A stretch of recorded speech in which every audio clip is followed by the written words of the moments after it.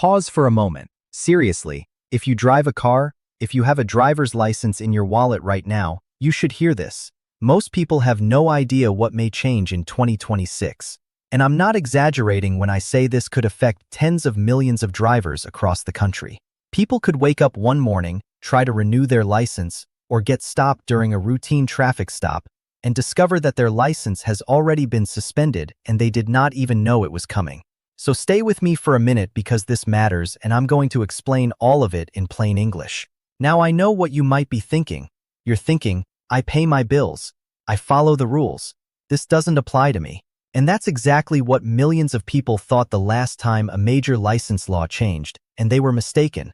This isn't just about unsafe drivers or people who miss court dates. This is about a broad set of changes that are rolling out in 2026 that will affect everyday law-abiding people who simply did not know what was required of them. So, let's talk about what is actually happening, why it's happening, who it affects, and most importantly, what you can do right now to help make sure your license stays valid. Let's start with some background because this part is important and it'll help everything else make sense. For decades in the United States, driver's licenses have been managed almost entirely at the state level. Every state had its own rules, its own renewal timelines, its own fees, its own systems. And for a long time, that worked sort of. But the problem was that when someone had a suspended license in one state, they could sometimes just move to another state and get a brand new license without any issues. Or if someone owed fines in one state, that information didn't always follow them. There were gaps everywhere, and those gaps created safety concerns, cost money, and caused the system a lot of headaches. So over the past several years, the federal government and the states have been quietly working together to close those gaps. And in 2026, a whole new layer of that coordination is going to become very, very real for drivers everywhere. Here's what a lot of people don't realize.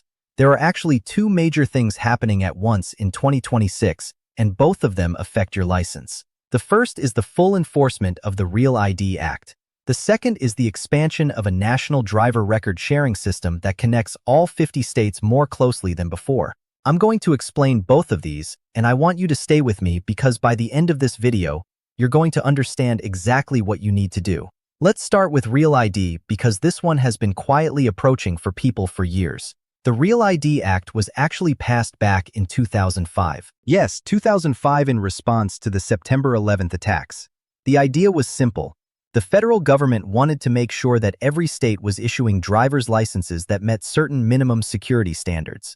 Things like verifying that the person applying is actually who they say they are, verifying legal residency, verifying social security numbers, digitally linking records so they could be checked against federal databases. The goal was to make it much harder for someone to get a fraudulent ID and use it to board a plane or access federal buildings. But here's the thing. Implementing this was complicated, expensive, and politically messy. States pushed back. Deadlines got extended again and again and again. If you've been following this story, you might remember hearing about Real ID deadlines for 2017, then 2018, then 2020, then they paused everything for COVID. Then it got pushed to 2023, then 2025. It has been delayed so many times that most people just stopped paying attention to it. But that's exactly the problem because now May 7th, 2025 was the enforcement deadline.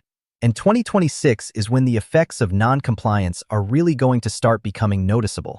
Let me explain what that means in practical terms.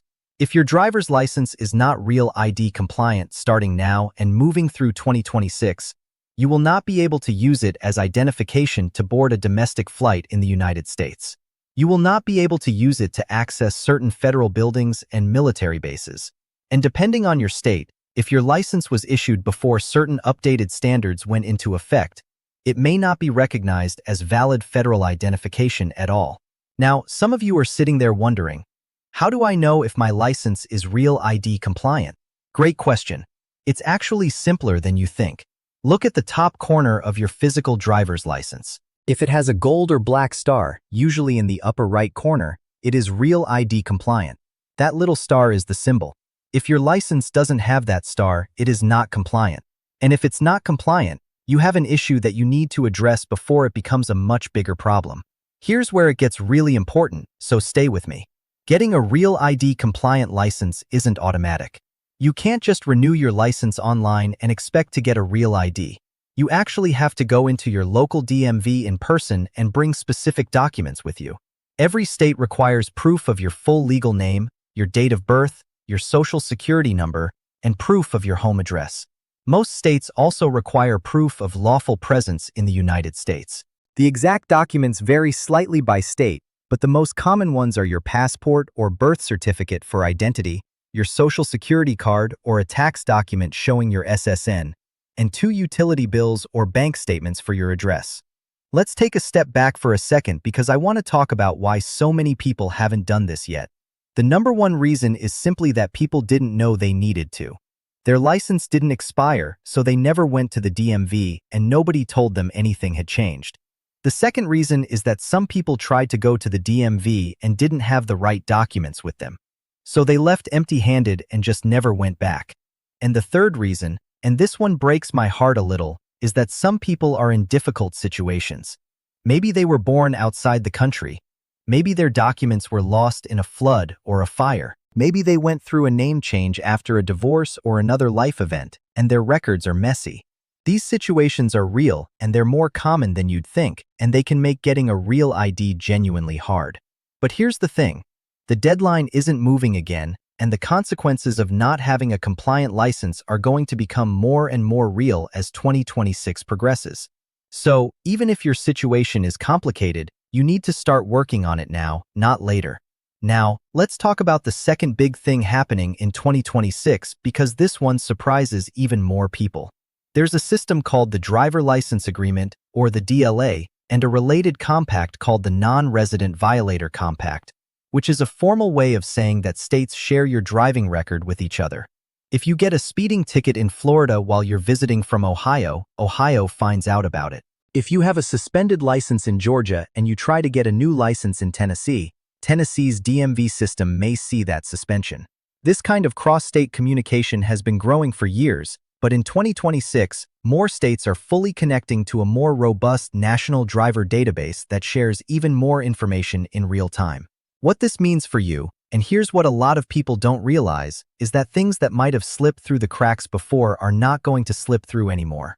Old unpaid tickets, old court-ordered suspensions, old failures to appear in traffic court from years ago. If those things are in the system somewhere, they're going to start catching up with people in 2026 in ways they weren't before. I've heard from people who had no idea their license was technically suspended in another state because of a ticket they got years ago and honestly forgot about. They moved, life happened, and that unpaid fine just sat there. Now, with states sharing records more actively, that suspension is going to show up. And when it shows up, it can trigger a suspension in your current state too. In some states, driving on a suspended license, even if you didn't know it was suspended, can carry serious legal consequences.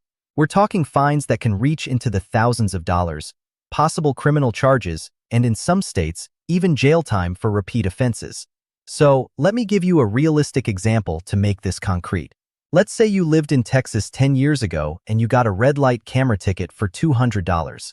You moved away. The notice went to your old address and you never paid it. Texas flagged your record. You got a new license in Colorado. And at the time, Colorado's system didn't catch the Texas flag. But now, in 2026, when Colorado renews their connection to the national database, that Texas flag appears. Colorado notifies you. Or in some cases, they suspend your license and suddenly you're driving around with a suspended license without even realizing it. This can happen. It is not just hypothetical. And the people it can happen to are regular people, not career criminals, not reckless drivers, just people who didn't know they had an unresolved issue sitting in a database somewhere. So, what do you actually do? Let's talk about that now because this is the most important part of this whole video. Step 1. Check your current license for that Real ID star right now. Seriously, grab your wallet. Look at the license. Does it have a gold or black star in the upper corner? If yes, you're good on that front. If no, make an appointment at your DMV. Don't walk in without an appointment if you can help it. The wait times are brutal in most states. Go to your state's DMV website, schedule an appointment, and look up the exact list of documents you need to bring. Every state has this list online.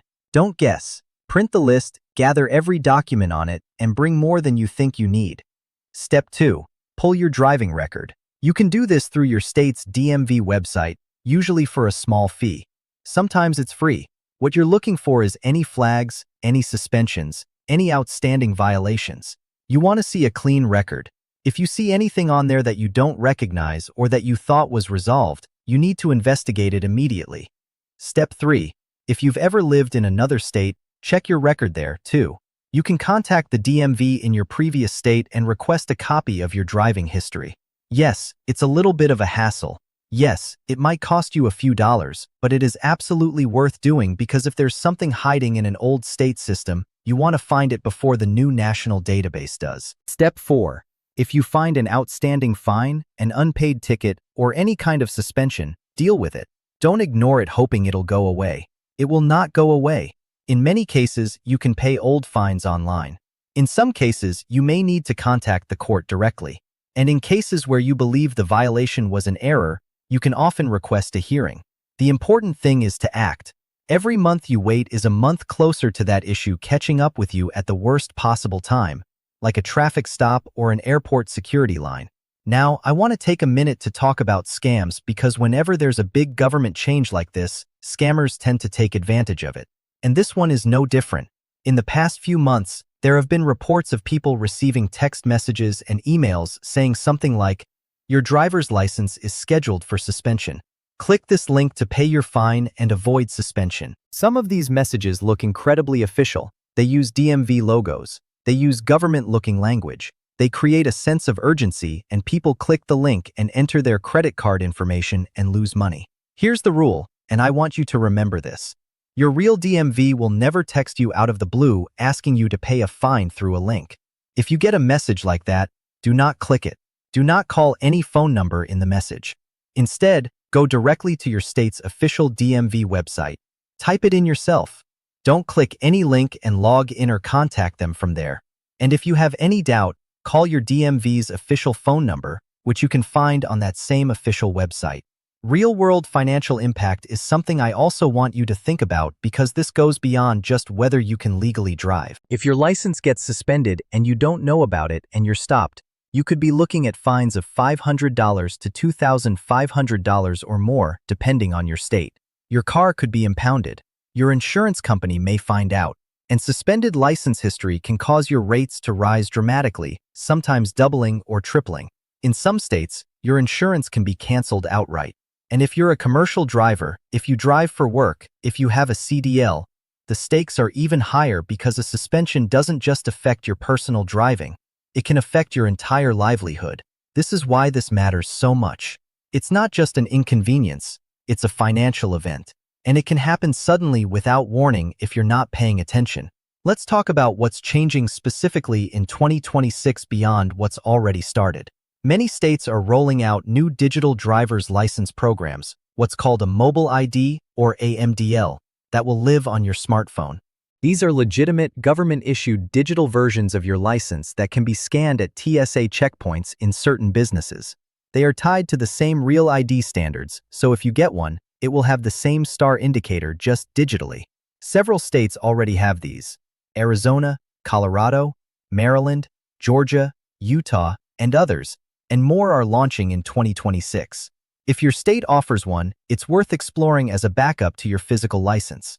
Also, in 2026, several states are tightening their renewal processes to require more identity verification steps, even for standard renewals.